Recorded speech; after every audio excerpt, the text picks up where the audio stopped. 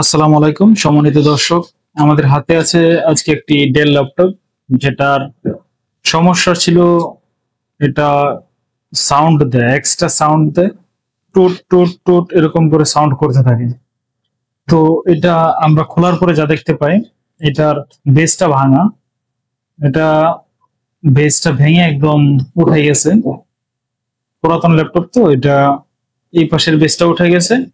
আপনারা camera close করলে দেখতে পারবেন যে এখানে বেসটা আছে লাগানো থাকে, এটা বেসটা উঠে গেছে, এখানে বেসটা উঠে গেছে, তারপর উঠে একদম এটার সাথে লেগে আছে। তো এটা আমরা আজকে নতুন করে বেসটা ঘুরে দেব। প্লাস পাশাপাশি আমরা যে মেইন প্রবলেমটা, শব্দ করে সাউন্ড করে টুট টুট টুট টুট করে সাউন্ড করে, সেই সাউন্ডটা আমরা আজকে সেই প্রবলেমটা সলভ করে দেব। চলুন আজকে শুরু করা যাক।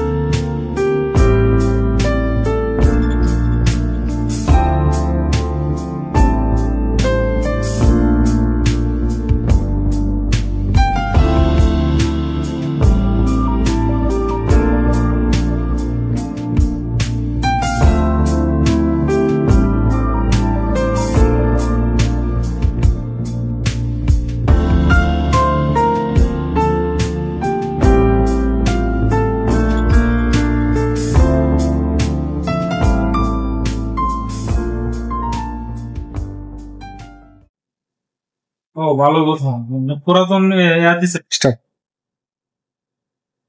তো সম্মানিত দর্শক, আপনারা দেখতে পাচ্ছেন আমাদের যে ডেল ল্যাপটপটা, এটা পেজের রিপেয়ার প্লাস শব্দ করতো, অন করলেই টুক টুক টুক করে শব্দ করতো, বিরক্তিকর একটা শব্দ।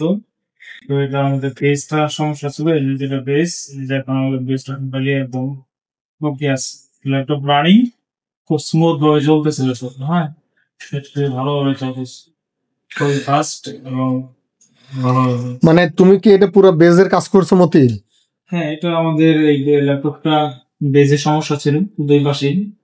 তো দুই পাশে বেজের সমস্যা থাকার কারণে বডি থেকে ডিসপ্লে যে বারটা আছে, বডির বার থেকে ডিসপ্লে বারটা আলাদা হয়ে যায়। তো আমরা নতুন করে ঘুরে দিয়ে তারপর আবার এই লাগাতে। মানে তোমরা বেজ থেকে শুরু করে মাদারবোর্ড রিপেয়ার, কিবোর্ড রিপ্লেস, তোমার ডিসপ্লে রিপ্লেস, আবার হলো মাদারবোর্ডের আনুষঙ্গিক যা আছে সব ধরনের সার্ভিস করে থাকো তো না? জি জি, আমরা ল্যাপটপ ডেস্কটপ এবং যত ধরনের সমস্যা আছে, laptop desktop printer CCTV access control, এসব যত ধরনের সমস্যা আছে সকল ধরনের সমস্যা নিয়ে আমরা কাজ করে থাকি। এখন এটা দেখি বেজটা কেমন মুভিং করে।